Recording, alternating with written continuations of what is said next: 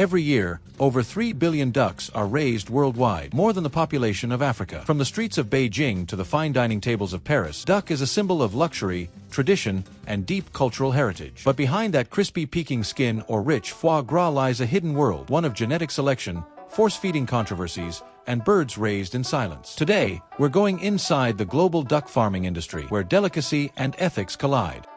Ducks have been domesticated for over 4,000 years, first in Southeast Asia, where wild mallards were tamed for their eggs, meat, and pest control. Unlike chickens, which were bred for efficiency, ducks were valued for their versatility. They cleared rice paddies of insects, fertilized fields with their droppings, and provided rich, fatty meat for festivals. In China, duck became a culinary art. By the Ming Dynasty, Peking duck, roasted over fruit wood, skin glazed to glassy perfection, was a royal dish. In France, ducks were raised for pâté and confit, but it was the invention of foie gras in the 18th century that turned duck liver into a global luxury. Yet for most of history, duck farming remained small-scale. Birds foraged in wetlands, rice fields, or village ponds. They were hardy, disease-resistant, and required little human intervention. That changed in the 20th century. As global demand for meat surged, poultry scientists turned to ducks. The result was the Pekin duck, a white-feathered, fast-growing bird that reaches 8 pounds in just 7 weeks. Today, over 90% of U.S. ducks and 70% globally are Pekin breeds,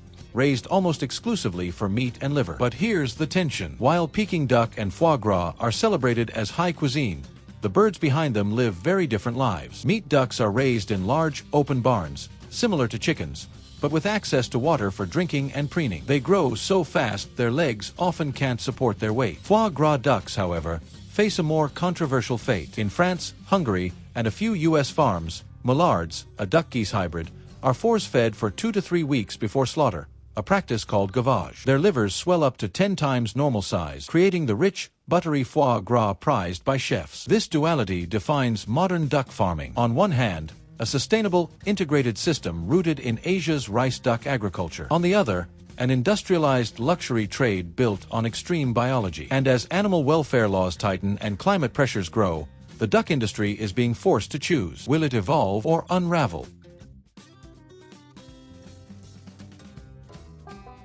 Duck farming splits into two very different worlds: meat production and foie gras, each with its own methods, ethics, and global footprint. Meat ducks, Pekin and Muscovy. Most meat ducks, like the white Pekin or dark-feathered Muscovy, are raised in large, open-sided barns that hold 5,000 to 10,000 birds. Unlike chickens, they require constant access to water, not for swimming, but for drinking and dabbling, splashing water to clean their eyes and nostrils. Without it, they develop respiratory issues. Their diet is corn and soy-based, often supplemented with vitamins and probiotics. No routine antibiotics in the U.S., thanks to recent FDA rules, but disease remains a risk due to dense stocking. They're ready for slaughter at 6 to 8 weeks, weighing 7 to 10 pounds. At processing plants, like those run by Maple Leaf Farms or Crescent Duck Farms, birds are stunned, bled, scalded, and plucked. Because of their thick skin and fat layer, duck processing is slower and more labor-intensive than chicken. A high-end plant might handle 5,000 ducks a day,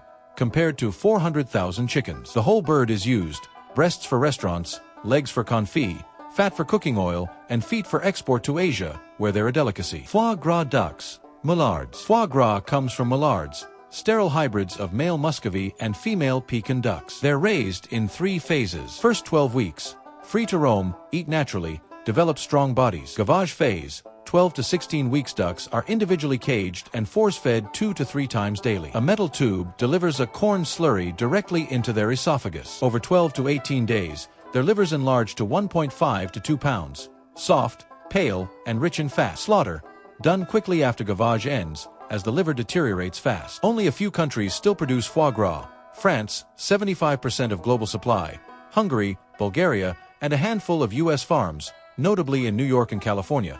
Though California banned sale in 2012, enforcement is contested. Critics call gavage cruel. Birds can't move, often develop injuries, and show signs of distress. Producers argue it's a traditional practice, and duck's esophagus lacks pain receptors. The debate remains fiercely polarized. Backyard and integrated systems. In Vietnam, Thailand, and parts of China, a third model thrives: rice duck farming. Ducks are released into flooded paddies, where they eat pests, fertilize soil, and reduce methane emissions. One duck can replace 30% of chemical inputs in rice farming. These birds live 4 to 6 months, grow slower, and taste richer. But this system is vanishing, replaced by industrial models that prioritize speed over symbiosis. So whether a duck lives 7 weeks in a barn, 16 weeks with force feeding, or 6 months in a rice field, depends entirely on what we, as consumers, are willing to pay for.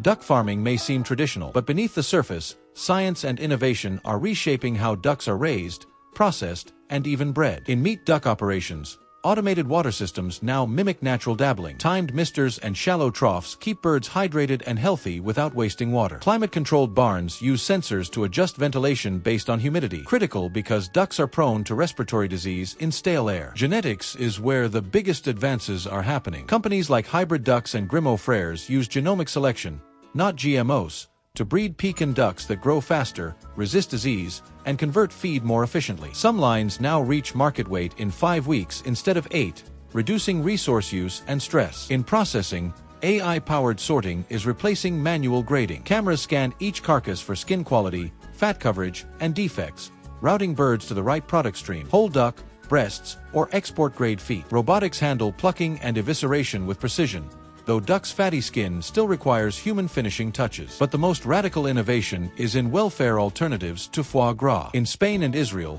scientists are developing ethical foie gras using special diets, light cycles, and cold exposure to naturally fatten livers without force feeding. Early results show livers 60 to 70% the size of traditional foie gras, with similar texture. While not yet commercial, it's a potential game changer. Meanwhile, integrated agroecology is making a comeback. In Bangladesh and the Philippines, farmers use duck tilapia rice systems. Ducks control pests, fish eat duck manure, and rice grows healthier. This closed-loop model boosts yields by 20% while cutting chemical use. And in urban settings, automated duck tractors, mobile coops on wheels, let small farms rotate ducks through gardens and orchards, turning them into living pest control. Yet challenges remain. Ducks are more fragile than chickens, sensitive to heat, stress, and water quality. There's no major vaccine pipeline for duck diseases. Big AG focuses on chickens. And foie gras bans, now in the UK, Germany, California, and NYC, push producers underground or overseas. Still, the direction is clear. Duck farming is moving toward efficiency without cruelty, tradition without exploitation, and luxury with conscience. Because in a world demanding both flavor and ethics, ducks may yet teach us how to have both.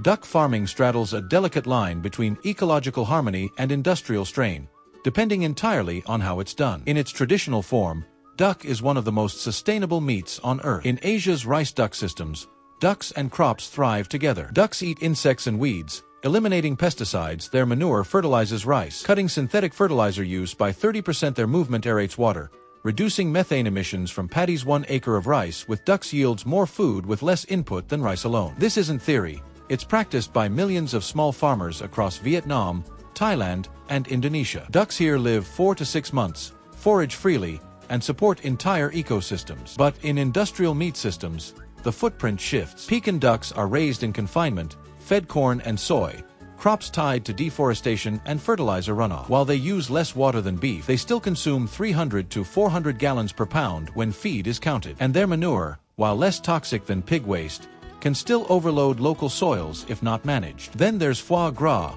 the most controversial segment. Force feeding requires 3 to 4 pounds of corn per duck in the final weeks, grain that could feed people. And because mallards are hybrids, they can't reproduce, requiring constant breeding of parent stocks. The system is inherently inefficient. It takes 20 to 30 ducks to produce 1 pound of foie gras. Water use is another concern. Ducks need constant access to clean water, not for swimming, but for health. In water-scarce regions, this strains resources. Industrial farms use recirculating systems, but small farms often draw from wells or rivers, risking depletion. Yet ducks also offer climate resilience. Unlike cattle, they don't emit methane. Unlike chickens, they thrive in wet, hot climates where other livestock fail. And their ability to turn food waste, insects, and marginal land into protein makes them ideal for circular food systems. The real sustainability question isn't, is duck eco-friendly? It's, which duck system are we supporting? Because the duck in a Vietnamese rice field and the duck in a French gavage cage may be the same species, but they represent two entirely different food futures. And as climate change intensifies, choosing wisely has never mattered more.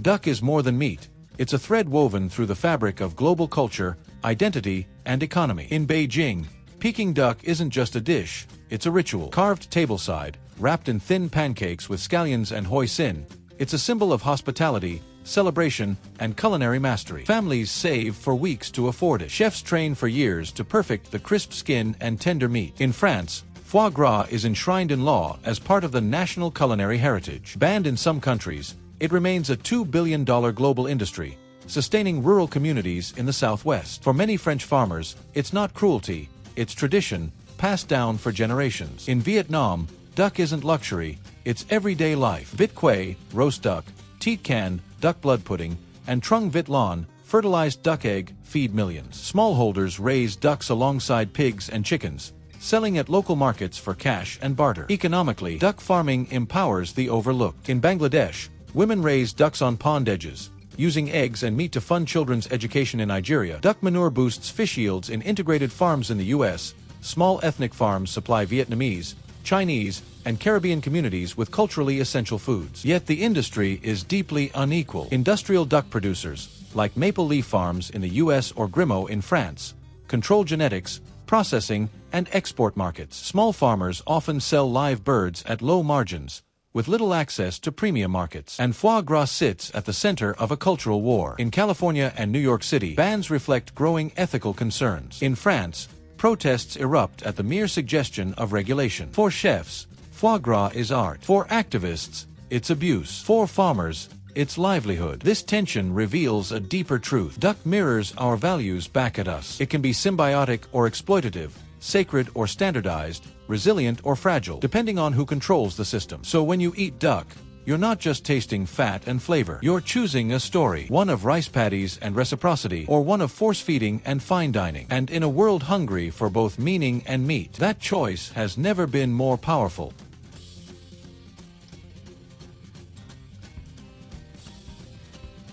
The future of duck farming is splitting into three competing visions, and which one prevails will shape not just menus, but our relationship with animals, tradition, and the planet. Vision 1: Industrial efficiency. Big Poultry is betting on faster-growing, disease-resistant Pekin ducks raised in climate-controlled barns with minimal water waste. Companies like Grimaud and Maple Leaf are investing in AI monitoring, automated processing, and global export networks. The goal: make duck as cheap and abundant as chicken, without the ethical baggage of foie gras. But critics warn this path erases cultural context and pushes small farmers out. Vision 2: Ethical luxury. A growing movement is reimagining foie gras and duck meat through welfare science. In Spain, startups are perfecting natural foie gras, using cold exposure and special diets to fatten livers without force feeding. In the U.S., no gavage duck liver is entering high-end markets. Meanwhile, certified humane duck programs are emerging in Europe, guaranteeing water access, space, and natural behaviors. This path keeps duck as a delicacy, but redefines what luxury means. Vision 3: Agroecological revival. In Asia, Africa, and Latin America,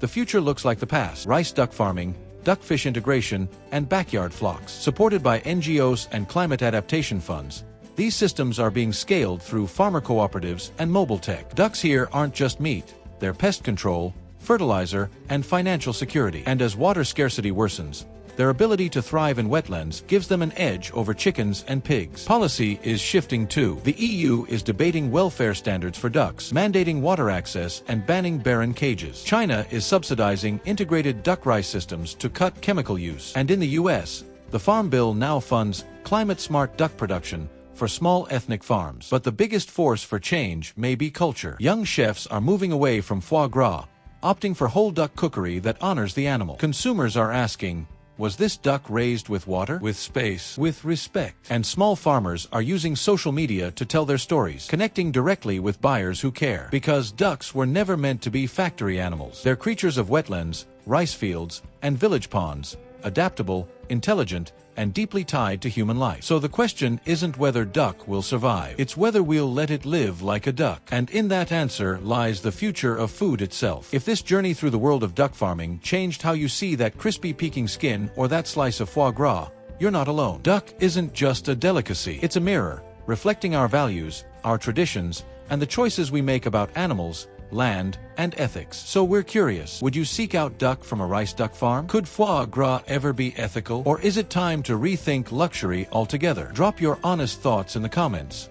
We read every one. If this opened your eyes, do us a quick favor. Hit like, share this with someone who loves food, culture, or global stories, and subscribe if you haven't already. We're on a mission to uncover how our food and materials are really made, with honesty, depth, and respect. Next time, we dive into one of the most secretive and controversial industries on Earth, crocodile farming. From luxury handbags to exotic meat, we'll expose how millions of crocodiles are raised in captivity and why their survival may depend on being turned into a product. Stay curious, eat thoughtfully, and we'll see you in the next one.